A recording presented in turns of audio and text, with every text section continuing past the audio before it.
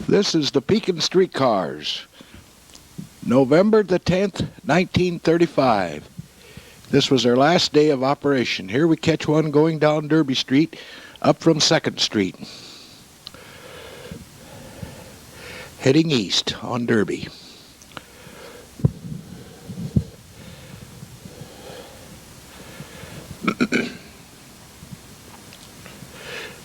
And here comes one down, going back down to 2nd Street, going west. You'll see it here in an image. Like I've stated, this film was in such bad shape. Here it comes, and if you look up the top there, it'll say Rosedale. That was the Rosedale subdivision down by the Sugar House.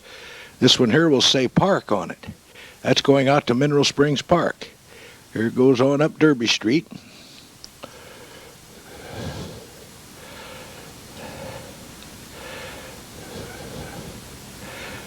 Here comes another one down Derby Street, going to the car barn down at Rosedale, about 3 or 4 blocks from 2nd Street. I want you to notice the smoke as it comes out the top of this car. That's because the heaters in these cars were fired by coal for heat. They were not electric. See the smoke from the coal heater? Now we're going to take a little ride here.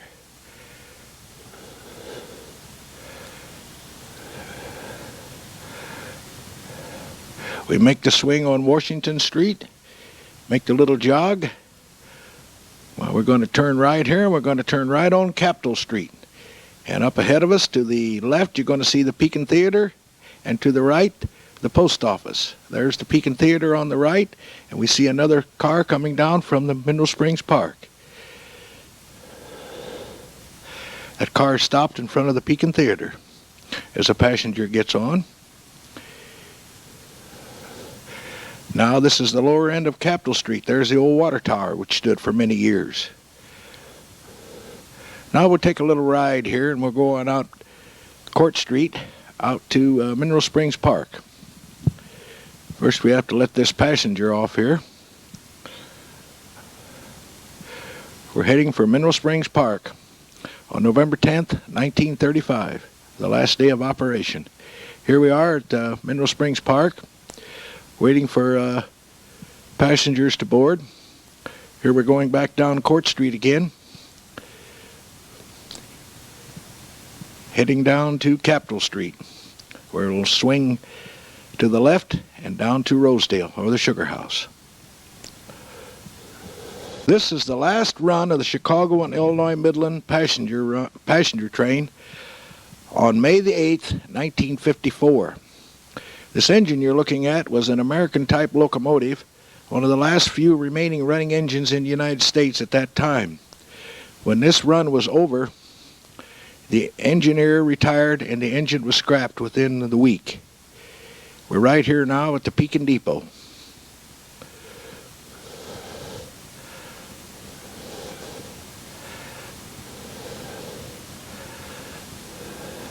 Again, this is May the 8th, 1954. Here comes one of the Chicago, Illinois Midland Railroad officials. There's the engineer and conductor comparing their watches. This train was bound for Springfield that day, and it was pretty well loaded from what I was told. It was the last passenger run. The engineer boards the train. He gets the high sign, he blows the whistle twice, but in the meantime the brakeman and the fireman want their pictures too, so the train is held up for this occasion.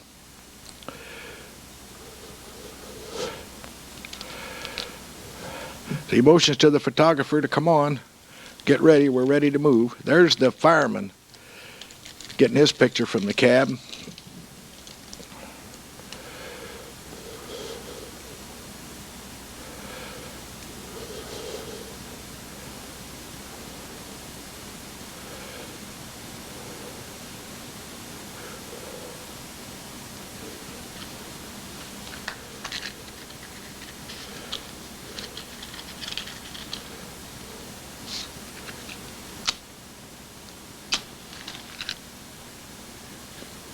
I believe the man in the gray suit is the station master.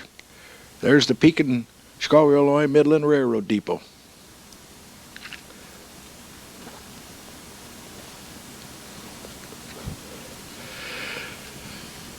She had a mail coach on her, a passenger car,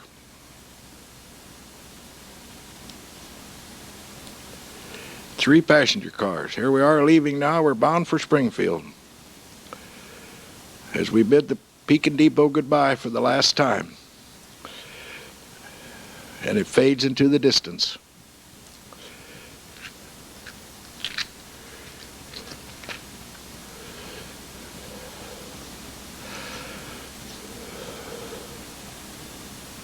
There's a good shot of Powerton on a good busy day.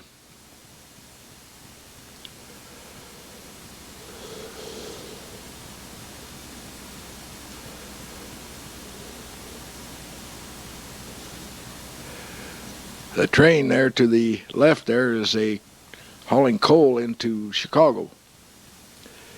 There's another shot of Powerton. Here was a little station a little ways out of Pekin, but there was no passengers this day, so the train didn't stop. This that's going through, I believe, South Pekin. All the freight trains were to stop in commemoration of the last passenger run. And you'll see the fellows on the back of the caboose here waving goodbye, as this was a daily run. Here we are taking on some water. Looks like we got plenty of coal in the tender. But we just didn't have enough water to get to Springfield, so while the engineer checks on the engine to be sure everything is in good shape, which it appears to be, and he climbs back into the engine, and we take off. Next stop is Springfield. This, I believe, was shot somewhere around Radio City or North Pekin. I just put this in there to show you the prices of gas at this particular time. This is 1937 or 38.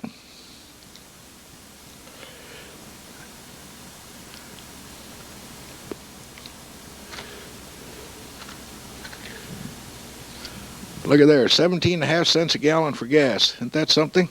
And that's 100 octane ethyl too. Kerosene, 10.5 cents a gallon? Oh boy.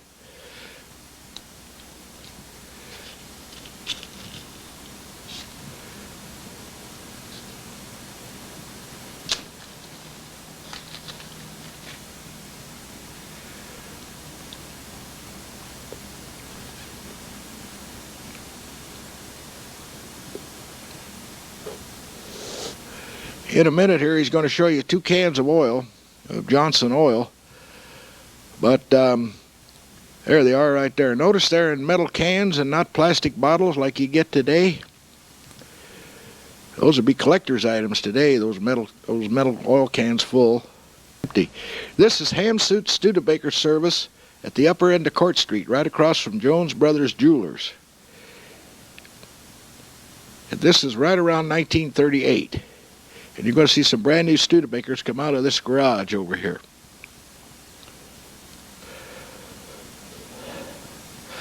And I will show you my favorite here when it comes out.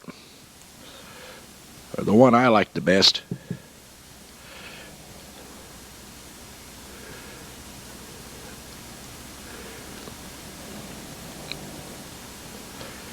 Heads up Court Street.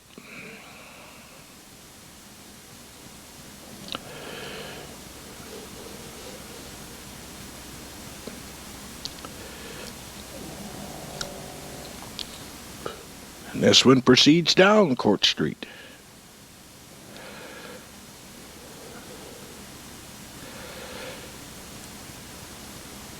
Many of these businesses here have changed their names, but basically most of the buildings are still there after all these years. This is one of Ham Suit's mechanics who posed for the photographer that day.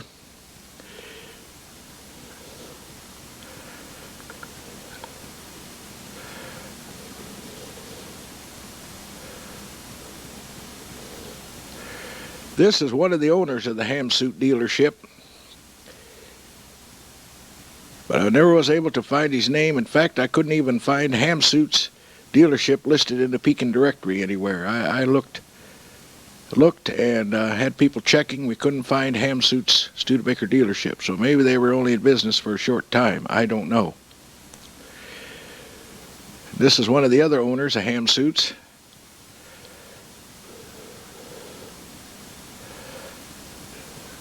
In a minute here, you're going to see a brand new Studebaker, 38 Studebaker. How would you like to have that parked in your garage? Isn't that a classic? Boy, that's a nice looking car. Look how shiny it is. Here we're going to see some more cars come out.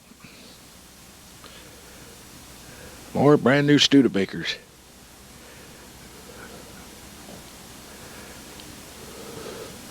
Here's my favorite. I like the nose on the front of that. That looks kind of slick. Looks like a pretty spiffy automobile.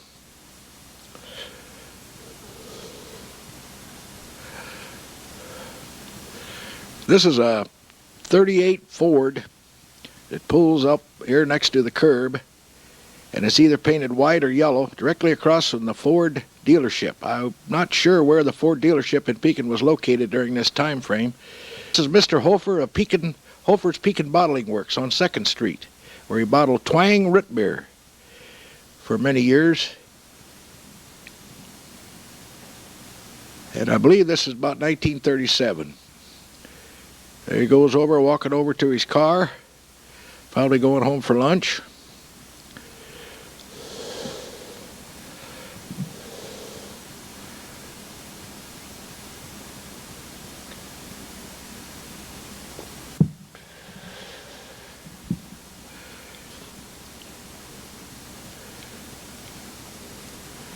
Watch now as he hands this young lady here a fine bottle of Twain root beer on a hot summer day. Well, I bet that was good tasting root beer. Here he pulls up in front of his store with his delivery truck, which looks to be an old Ford or a Chevy. I can't tell for sure. Here again, this was on 2nd Street.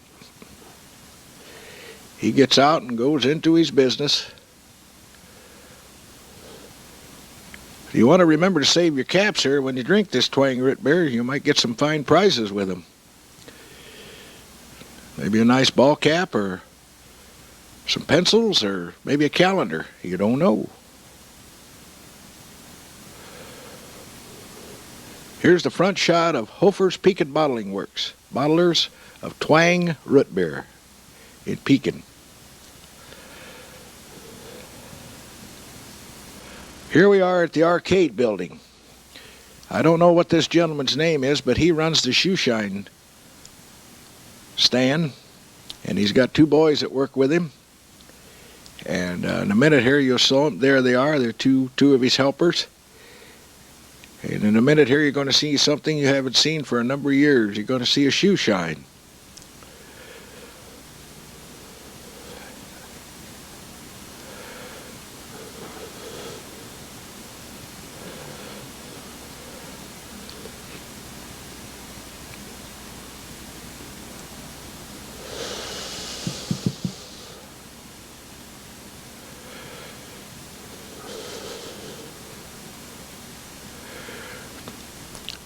He's going to polish up a shoe here that was left behind by some patron. He polishes that up, gets it going here, and put a good shine on it. Here we go. Step right up and get a shoe shine here.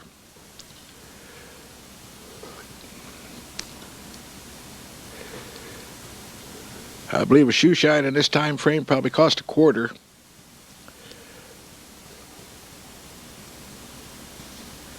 Here again, this is at the arcade building, just east of the Pekin Courthouse. Now you're going to see a young lady step up to get her white shoes polished. Distributing Company, Pekin, Illinois, which was on 2nd Street also. That train behind them is the Chicago, Illinois Midland Freight. There's their warehouse on 2nd Street. Now you notice behind the truck now is a passenger train, and you also see the front end of a steam engine.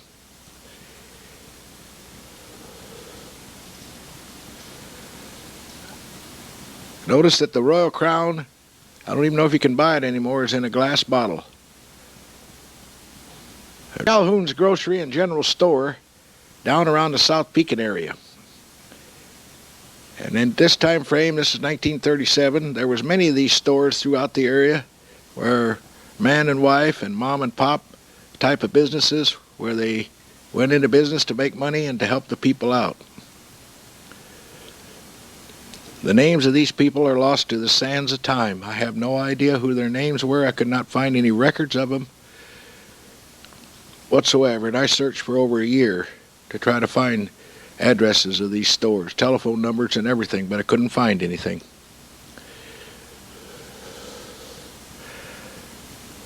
Now watch this young lady. She comes out. She has a 6-pack of Coke, 5 cents a bottle, 6 bottles for a quarter. Now to any collector, that she's holding in her hand would be worth a premium price. With the container and the glass bottles and all the markings and the original wire handle, who knows what that'd be worth to a collector. This is in 1937.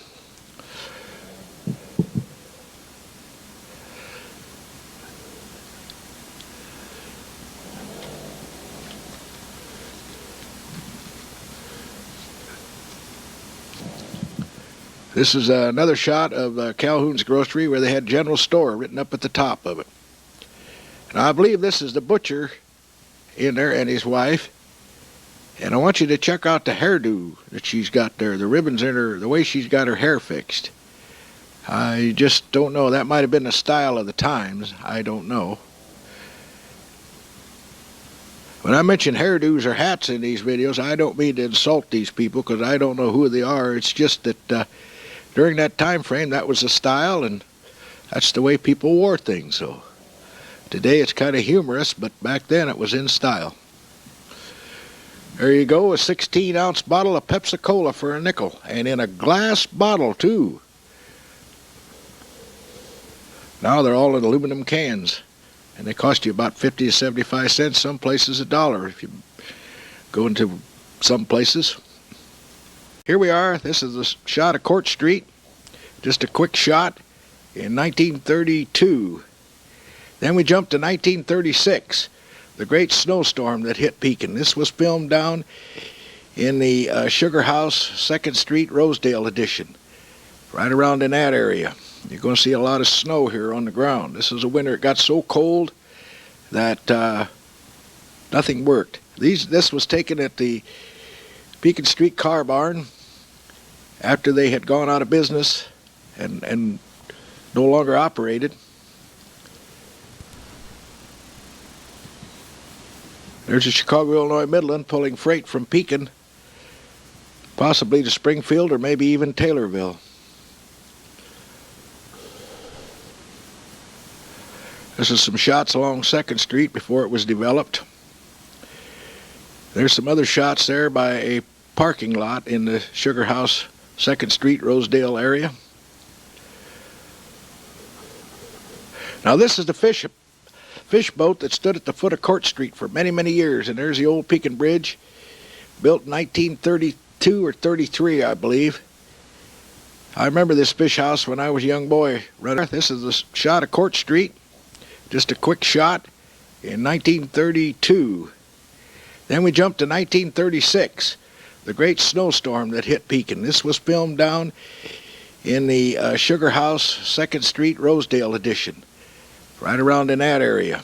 You're going to see a lot of snow here on the ground. This is a winter. It got so cold that nothing worked. This was taken at the Pekin Streetcar Barn after they had gone out of business and no longer operated. There's a Chicago, Illinois Midland pulling freight from Pekin, possibly to Springfield or maybe even Taylorville. This is some shots along 2nd Street before it was developed. There's some other shots there by a parking lot in the Sugar House, 2nd Street, Rosedale area. Now this is the fish boat that stood at the foot of Court Street for many, many years. And there's the old Pekin Bridge, built in 1932 or 33, I believe. I remember this fish house when I was a young boy running the streets of Pekin.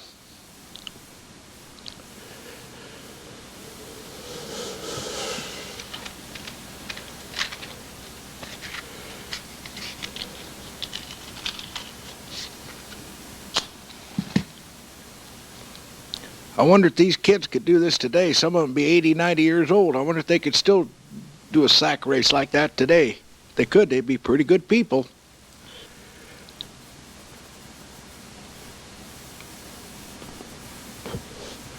This was shot across the river on the road to Canton and Farmington. I remember this as a young boy, and I just threw it in there to see if any of you remember. It says Canton, Peoria. Got all the route numbers on there.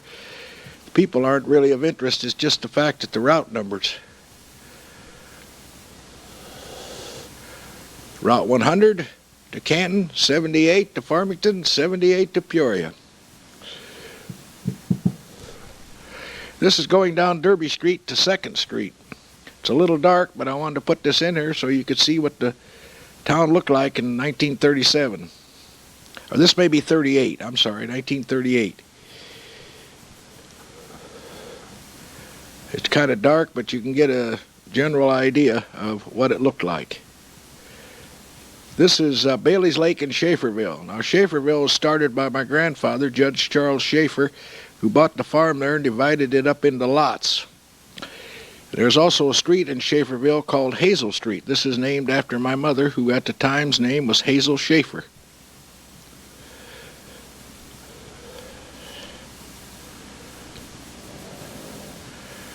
There's the rec station at the corner of Margaret and Capitol, I believe. Now, this is a couple of young kids there polishing their daddy's, looks like 39 Chevy. He's probably going to give them a quarter apiece, or quarter for the two of them to get his car all shined up. This is in the Sugar House area down in the Rosedale edition. This is a rec station located at the upper end of Court Street. And I was able to identify this by this barrel, which you're going to see here in a minute. See that big barrel that stood there? I remember as a young boy that barrel being there. But what that barrel was, I do not know. This is the only way I had to identify where this station was at. So you're going to see some daily operations here.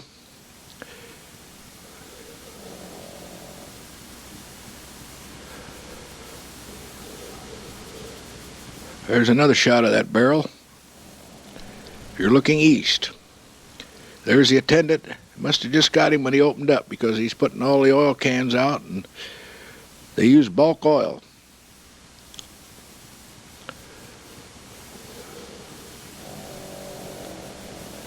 Notice this car is a convertible. This would be a real collector's item today. There he gives a man the coupons, and he says, "Thank you, sir, come back again."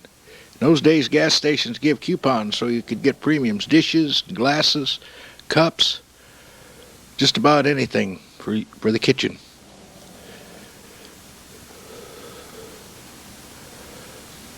They'd give like 12 glasses away for a fill-up of gas at 12, 13 cents a gallon for gas. You don't see that today.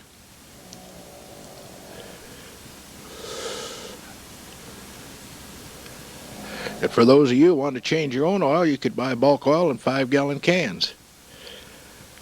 Probably for $1.50 a 5-gallon can.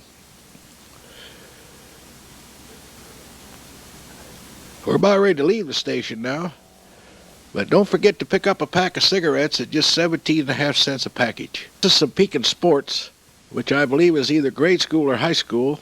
It's kind of hard to tell, but the film reel was marked Pekin on it, and I don't know exactly where it took place at.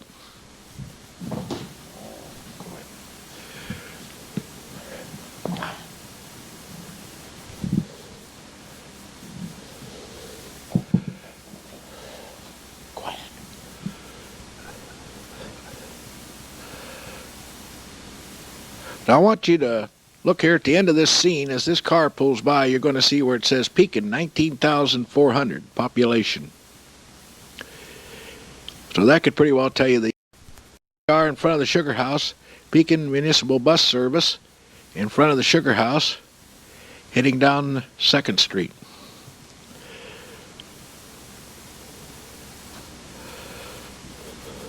This is at the Pekin Stadium. This, I believe, is either grade school or high school, and they're out doing some marching. And I thought this was a little bit of interest, so I put this on the video also. Again, this is Pekin Stadium, 1937, I believe.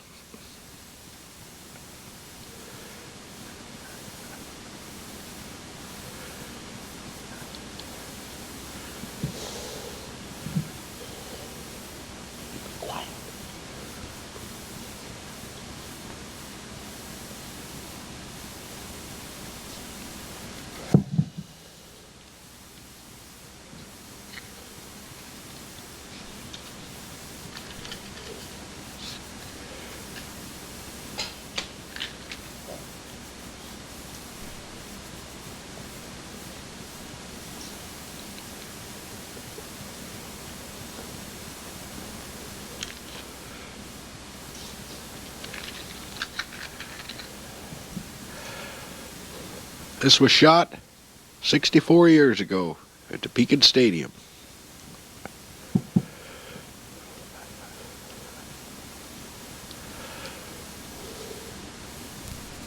The film can was labeled Pekin Stadium 1937, so that's all I've got to go by.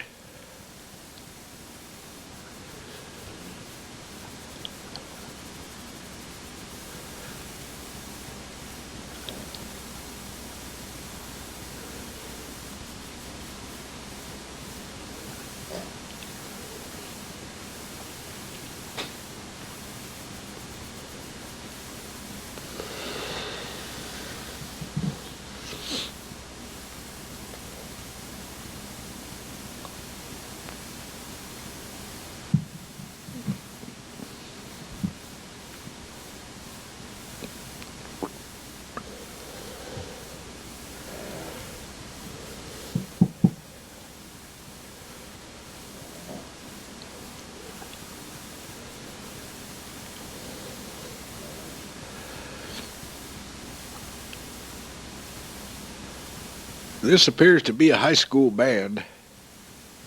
Now we got a ball game going on in Mineral Springs Park. Pretty shortly here, you're going to see a home run.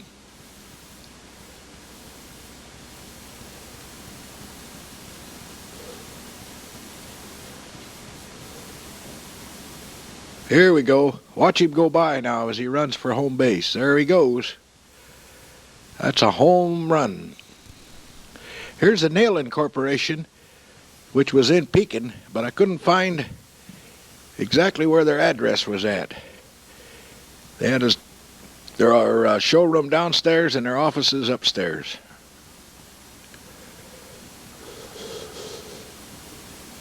Now there's a fine kitchen sink that any housewife would be proud to own.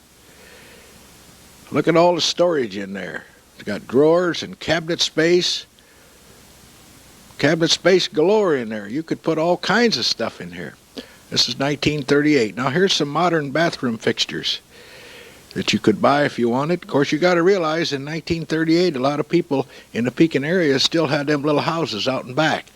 And they didn't have the money to put something like this in because the Depression was still in force. It wasn't as bad, but it was still there. Now the reason I put this in is I'm going to show you here in a minute. This is Martinez's Texaco, and I believe this is somewhere in North Pekin, but I'm not sure, according to what I've been able to find. I want you to keep your eye on that car there.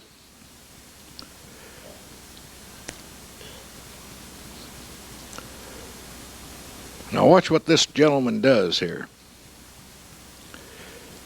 Now my question is, if you pulled your car in there in the middle of December, January with 50 feet of snow, is he going to get out there and grease your car for you? This is Seeks Brothers Store. It's kind of something out of the Walton program on TV, kind of like Ike Gotze's General Store. This thing has more stuff stacked in there, and this is down the South Pekin area, by the way. This is 1938. And they have got more canned goods in there than you can shake a stick at. Look at all the meat in the cooler there.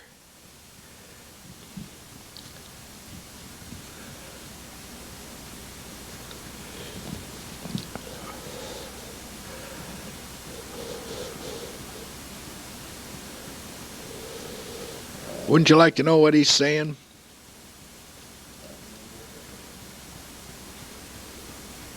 There's his meats, and here's his canned goods. Look at there. Just about everything you'd want to make a good meal. Probably 10 cents a can, maybe 3 cans for a quarter. Look at those coffee cans down there. There you got everything you need. Look at those jams and jellies. I'll bet there's some good stuff there. Here you got your canned peas, your canned potatoes, your carrots, onions, everything you need.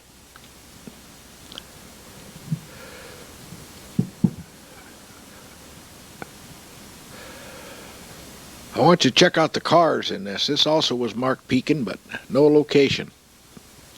There's a 1927 Chevrolet Coupe. Wouldn't that be worth something to have in your garage today? Here comes a 38 or 39 LaSalle. Now watch this now. He starts washing the windows before he even pumps the gas. This is what I liked about this, is because today you can't even get him to wash your windshields. It looks like he enjoys his job. He's got a big smile on his face. And look at here, he even checked the oil. When's the last time you pulled into a gas station they offered to check the oil for you? Been a while, hasn't it? You're a quart low, sir. And get the price on these tires. Goodyear tires, 600 by 16, $6.66. But back in 1937-38, not everybody had $6.66. This is the only film footage I've known of the South Pekin tornado damage in 1938. It wasn't shot the best in the world, but like I've always said, a bad picture is better than no picture at all. There was some stories told to me here about the men that worked down there in the railroad yard. When they saw the tornado coming, they jumped in the locomotive because they knew the locomotive wouldn't move with the tornado coming, but the boxcars were swept away. And in a few seconds, you're going to see a row of trees where 4 trees have been snapped off, where 1 tree has been left intact. I saw in Springfield things from this tornado where they'd driven a straw right through a fence post, almost to the outside. That's because pressure is equal on all sides. Did a lot of damage down there. There's those trees I spoke of. See, there's 4 trees with the top snapped off, and the 5th tree is intact. Isn't that something?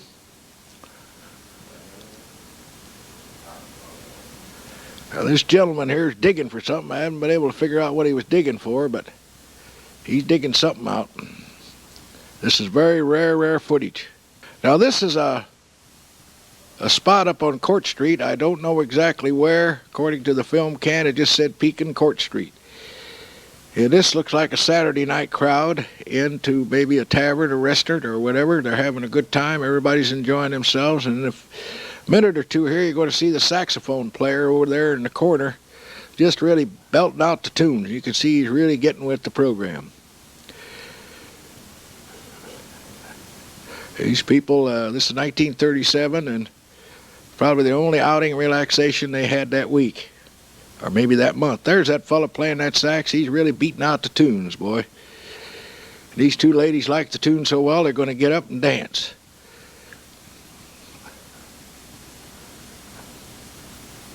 Look at the sandwiches on the bar.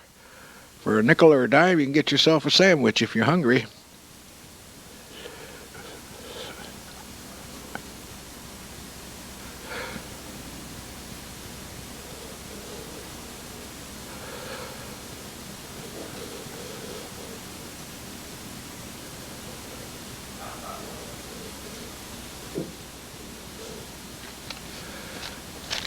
This was shot on the Illinois River at the foot of Court Street.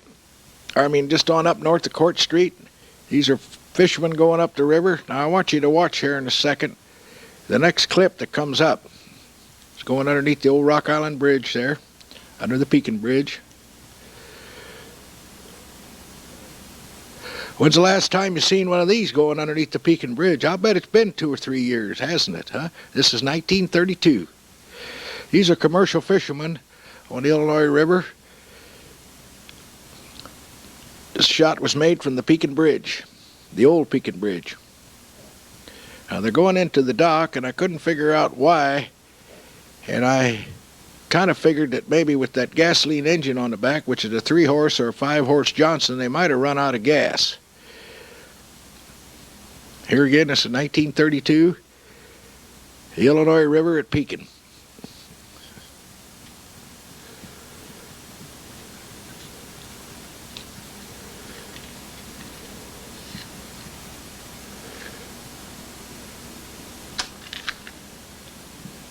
Down Court Street. This camera was held high. You can see the top of the buildings, but it'll drop down here in a minute as it progresses on. There we go. Now we're coming down. Right down there is the old Shipper and Block building. There's Capitol Street. We're coming up Capitol Street. The bus coming around is the buses that replaced the Pekin streetcars. This is 1937. This is a shot of what I believe to be the Pekin Riding Club in a parade. The can was not labeled other than it said Pekin Parade. And since I think that Pekin had a riding club in the 1970s, I just put this in there. There's no exact date or time, but it was of interest, so I put in a minute or two of this for some of you that may remember.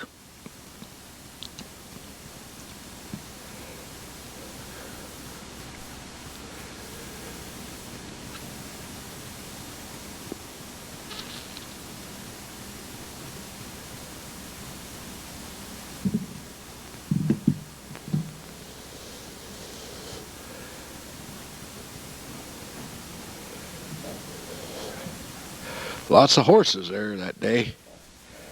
Now catch this out. 3 ducks are going over to Mineral Springs Park for their daily swim. When they get down to the water, they see that they have some uninvited guests there in the water, and they don't know quite how to take this. So they discuss it with themselves. There's 3 young baby ducks there who's got their spot in the water.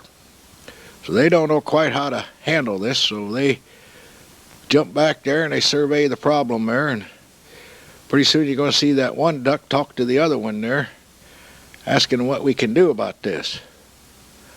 And you'll see his bill actually move. Like, what are we going to do about this, fellas? We got a problem here. How are we going to handle this? But anyway, the ducks remained, and I thought this was kind of cute, so I threw it in. Mineral Springs. This is a Dixie Lunch, which is located up on the far east end of Court Street. And you're going to see a menu in there: ham, eggs, toast, coffee, 20 cents. And there's a plate going out for breakfast.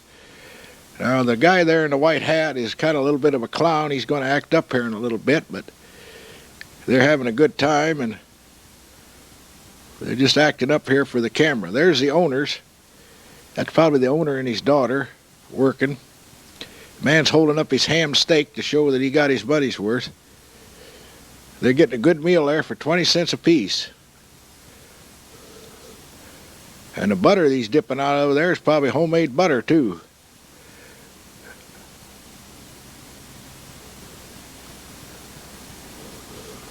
See, there it says ham or eggs and bacon, toast, coffee, 20 cents.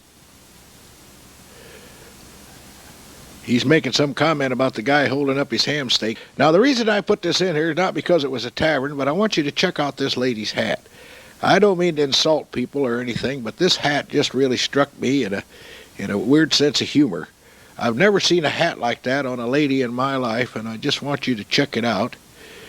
And maybe that was a style. There's Gipp's beer from Peoria. Give me Gipp's. That bottle probably cost 10 cents. This is 1937. Isn't that hat a dandy? And she looks like a fine lady, too. Maybe that was a style in those days. Now, when she goes and gets another round, this man's going to show us a card trick here where he always pulls up the ace of spades. He only makes one mistake, pulls up a 10 of diamonds there one time there, but you watch him. This is a pretty good trick. There's the ace of spades.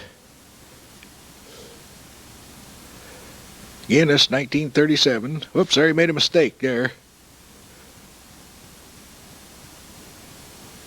There's the ace of spades. Okay, we put that down, we shuffle it again. There's the ace of spades, see? Okay. He's pretty good at that trick.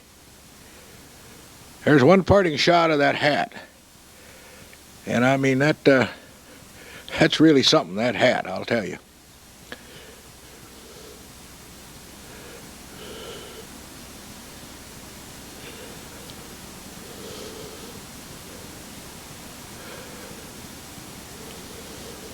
She probably paid a good price for that hat, too. This is Pekin, 1932. That riverboat is pushing a load of freight down the river, and the boat is powered by steam. You can see the smoke from the coal boilers. I believe that area right in front of the barges there is a corn products area. And we're pushing some freight down the river. This is a Chris Craft, a wooden Chris Craft boat of the era, 1930s. But in this time frame, some people had money to buy boats and had money to buy gas to put in and to run them. But here again, this is right around the Court Street area down Pekin at the river in the 1932.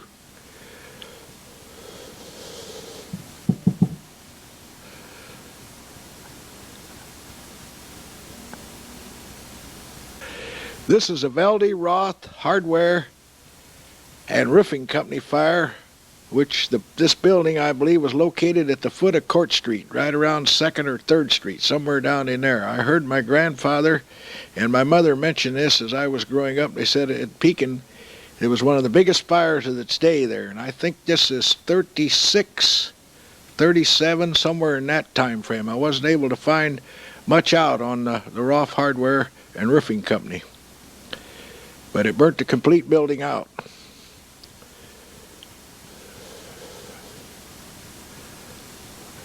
It was just full of roofing material, and you can imagine the kind of fire that it made. You can see all that black smoke. That's from tar and roofing material, shingles, and I assume tar paper, and who knows what all. It was a real hot fire indeed. This is some rare footage, too, of Pekin.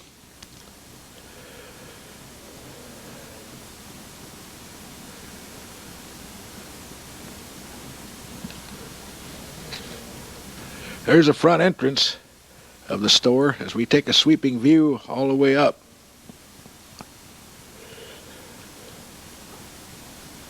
There was nothing left. It wiped out the complete store.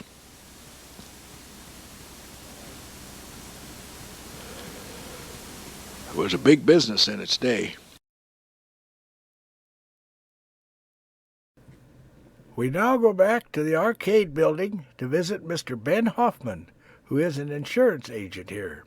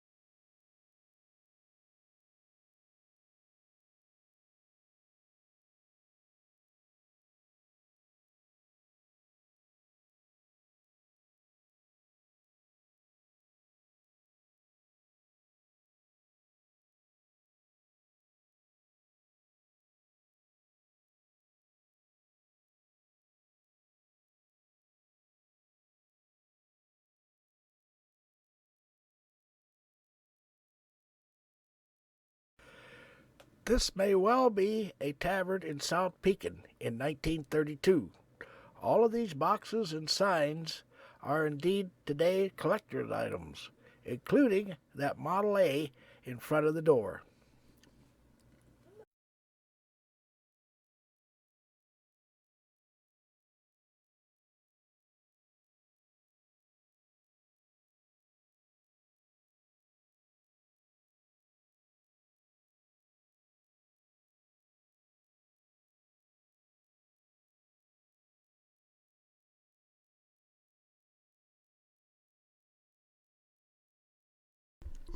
This is the same young lady we saw in the first part, sipping root beer on 2nd Street in Pekin.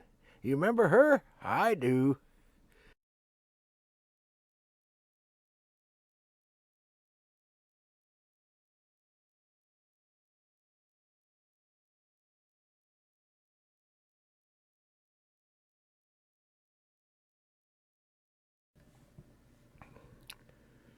This movie reel can was marked Pekin, Illinois, so we can assume it to be so. But where this horse riding ranch was located, I do not know. But I do know the time frame was in the 1930s. Check out the prices to rent these horses for the day. Pretty cheap, huh? Yeah, I think so.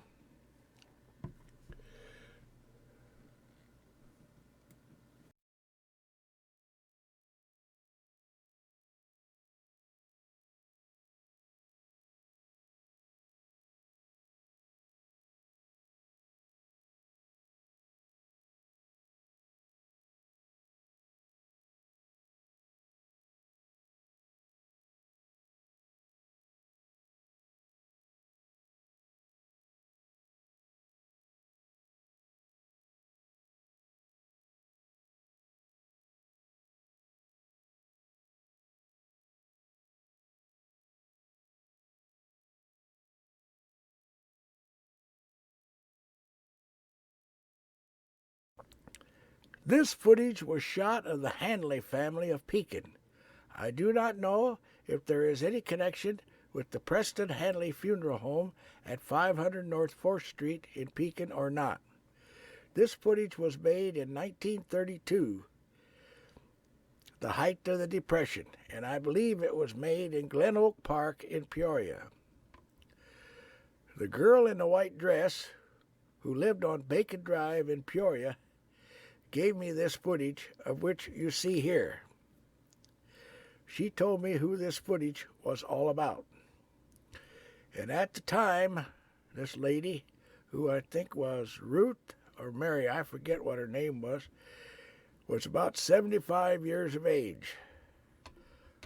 So she said a lot of the people in the film, other than her and her little brother, are all dead.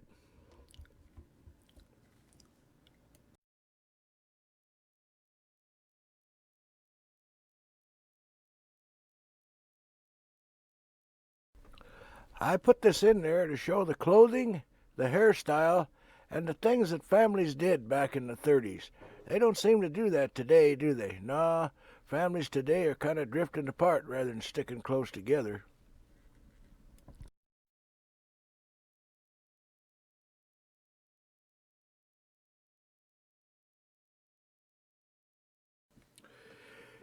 And you don't seem to see brother and sister playing together like you do here. Kids today just seem like they want to fight. They don't want anything to do with their sisters or brothers. That's kind of strange how they do things today, I guess.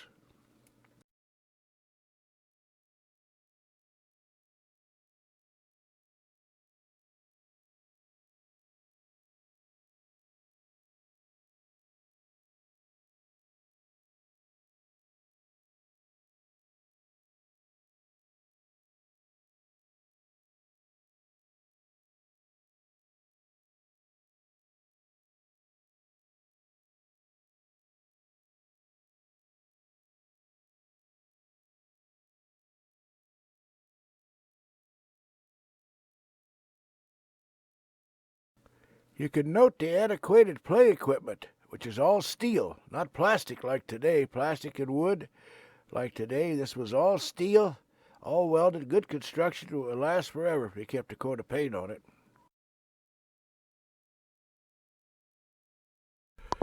Boy, you wonder today how many grandmas or mother-in-laws could sit on a swing like this while their son-in-law or brothers or whoever swung them around on the merry-go-round.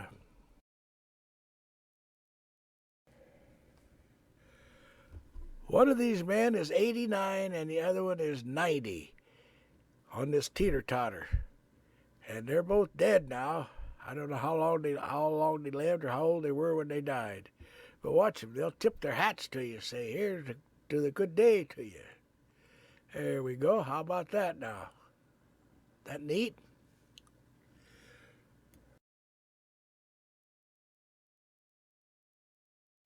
In the 1930s, a movie camera was very expensive, costing upwards of $200, which was a lot of money in that time frame. This little girl and little boy, who you see peeking in and out of their elders, were about 6 years old. Today, they'd probably be right around in their 80s.